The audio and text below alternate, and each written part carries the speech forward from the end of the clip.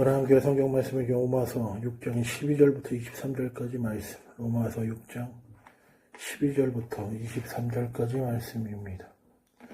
그러므로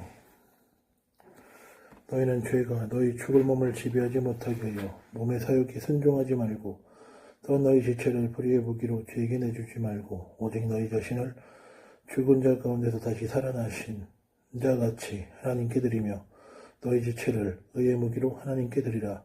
죄가 너희를 주장하지 못하리니 이는 너희가 법 아래에 있지 아니하고 은혜 아래에 있음이라. 그런즉 어찌하리요 우리가 법 아래에 있지 아니하고 은혜 아래에 있으니 죄를 지으리요 그럴 수 없느니라.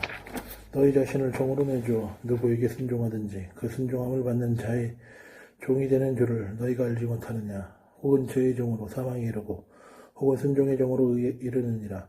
하나님께 감사하리로다. 너희가 본래 죄의 종이더니 너희에게 전하여 준 바 교훈의 봄을 마음으로 순종하여 죄로부터 해방되어 의에게 종이 되었느니라.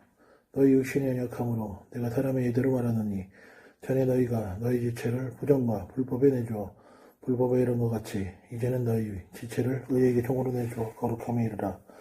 너희가 죄의 종이 되었을 때에는 의에 대하여 자유로웠느니라. 너희가 그때에 무슨 열매를 얻었느냐. 이제는 너희가 그 일을 부끄러워하느니 이는 그 마지막이 사망임이라. 그러나 이제는 너희가 죄로부터 해방되고 하나님께 종이 되어 거룩함에 이르는 열매를 맺었으니 그 마지막은 영생이라. 죄의 삭은 사망이요 하나님의 은사는 그리스도 예수 우리 주 안에 있는 영생이니라. 아멘. 하나님의 크신 은혜와 평강이 오늘 예배 가운데 충만히 임하시기를 우리 주 예수 그리스도 이름으로 축원합니다. 오늘 우리는 로마서 6장 12절부터 23절까지의 말씀을 같이 묵상하고자 합니다. 죄의 삭은 사망이요 하나님의 은사는 그리스도 예수 우리 주 안에 있는 생일이나 영생이니라. 이 말씀은 로마서 6장의 결론이며 복음의 핵심을 가장 분명하게 선포하는 말씀 가운데 하나입니다. 그러나 이 말씀은 단순히 죽음과 영생을 비교하는 구절은 아닙니다.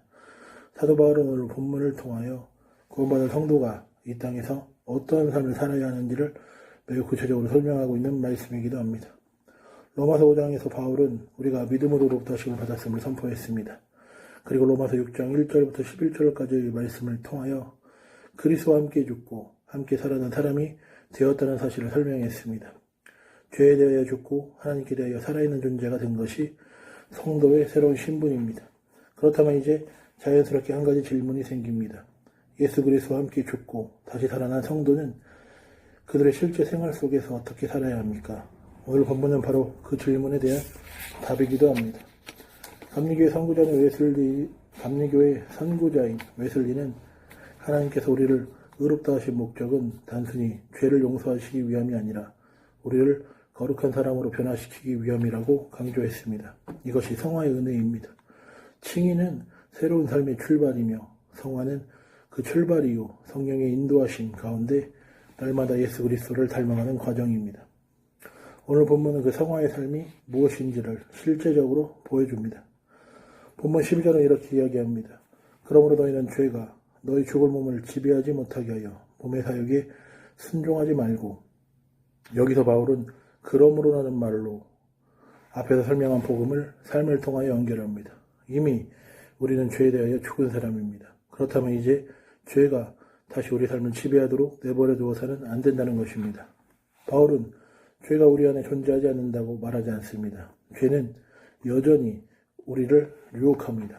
그러나 더 이상 우리를 지배할 권리는 없습니다. 예수 그리스도께서 십자가에서 죄의 권세를 깨뜨리셨기 때문입니다. 세상은 자유를 원하는 대로 사는 것이라고 이야기합니다. 그러나 성경은 죄를 따라 사는 삶이야말로 가장 큰 속박이라고 이야기합니다. 탐욕은 더 많은 것을 원하게 하고, 교만은 자신을 높이게 하며, 미운 마음을 병들게 하고, 정욕은 영혼을 황폐하게 합니다. 죄는 언제나 달콤하게 시작하지만 결국 사람을 사로잡아서 종으로 만듭니다.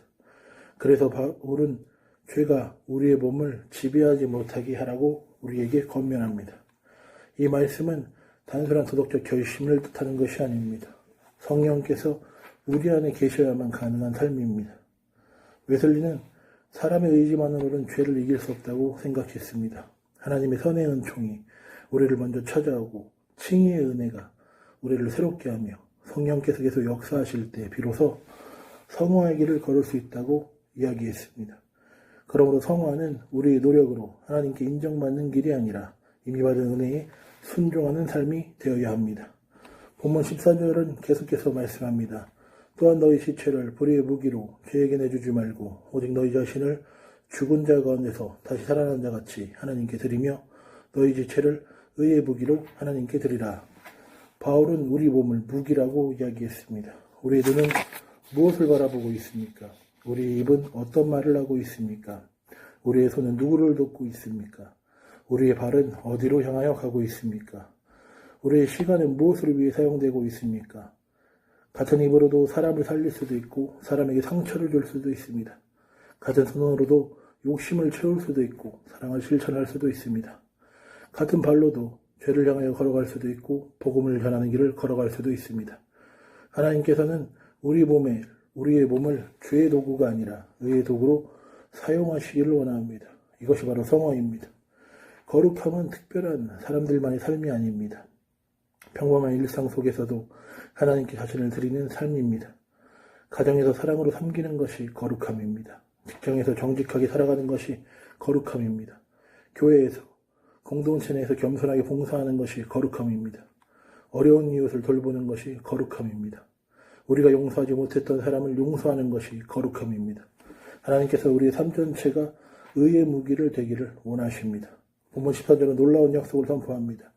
죄가 너희를 추정하지 못하리니 이는 너희가 법 아래에 있지 아니하고 은혜 아래에 있으리라.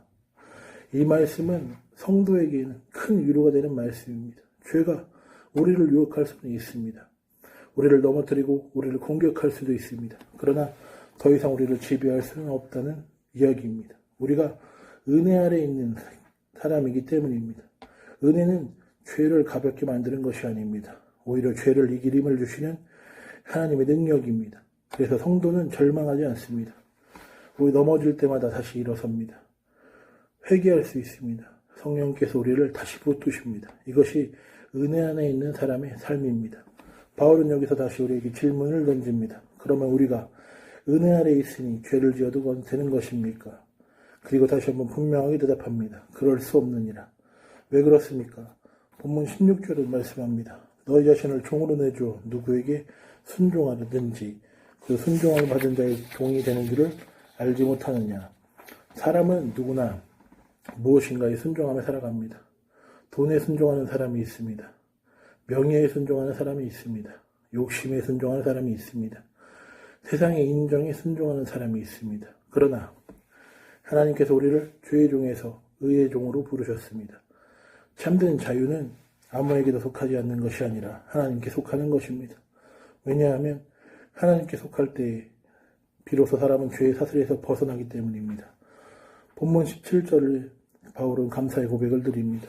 너희가 본래 죄의 종이더니 교훈의 봄을 마음으로 순종하여. 복음은 억지로 강요하는 명령이 아닙니다. 마음으로 순종하게 만드는 은혜입니다. 성령께서 우리의 마음을 변화시킬 때 순종은 부담이 아니라 기쁨이 됩니다. 예배가 의무가 아니라 감사가 되고 봉사가 희생이 아니라 은혜가 되며 사랑이 손해가 아니라 기쁨이 됩니다. 이것이 성령께서 이루시는 성화의 열매입니다. 죄로부터 해방되어 의에게 종이 되었느니라. 이 말씀은 성도의 새로운 신분을 이야기합니다. 우리는 죄와 싸우는 사람들이지만 죄의 노예는 아닙니다. 우리는 의의 종이며 하나님의 백성입니다. 그러므로 날마다 하나님께 자신을 드리며 살아가는 것입니다. 바울은 19절부터 성화의 길을 더 구체적으로 이야기합니다. 전에 우리의 몸을 죄에게 내주어 불법에 이르렀다면 이제는 하나님께 드려 거룩함에 이르라고 이야기합니다. 거룩함은 하루아침에 완성되지 않습니다. 웨슬리가 말한 것처럼 성화는 평생 계속되는 은혜의 여정입니다. 성령께서는 오늘도 우리의 생각을 새롭게 하시고 우리의 말과 행동을 변화시키시며 우리의 삶은 조금씩 예수 그리스도를 닮아가게 하십니다. 본문 20절과 21절은 죄의 열매를 돌아보게 합니다. 죄는 한 순간의 즐거움을 줄 수 있습니다. 그러나 마지막은 언제나 부끄러움과 사망입니다. 반대로 하나님께 순종하는 삶은 때로는 손해처럼 보일 수 있습니다. 그러나 그 열매는 거룩함이며 마지막은 영생입니다. 그래서 바울은 22절에 선언합니다. 이제는 너희가 죄로부터 해방되고 하나님께 종이 되어 거룩함에 이르는 열매를 맺었으니 그 마지막은 영생이라. 성도의 삶은 결과가 이미 정해져 있습니다. 우리의 마지막은 사망이 아니라 영생입니다. 그러므로 우리는 오늘의 유혹보다 영원한 하나님 나라를 바라보며 살아갑니다. 마침내 바울은 로마서 6장을 통틀어 가장 유명한 말씀으로 본문을 마무리합니다. 죄의 삭선 사망이요 하나님의 은사는 그리스도 예수 우리 주 안에 있는 영생이니라. 죄는 반드시 값을 요구합니다. 그 대가는 사망입니다. 그러나 영생은 우리의 노력으로 얻는 삶이 아닙니다. 하나님께서 값없이 베푸시는 은혜의 선물입니다. 이것이 복음입니다. 오늘 우리는 성령 강우 절기를 지나고 있습니다. 성령께서 우리 가운데 오신 이유는 단순히 우리를 위로하시기 위함만이 아닙니다. 우리가 죄를 이기게 하시고 거룩함을 이루게 하시며 예수 그리스도를 닮아가게 하시기 위함입니다.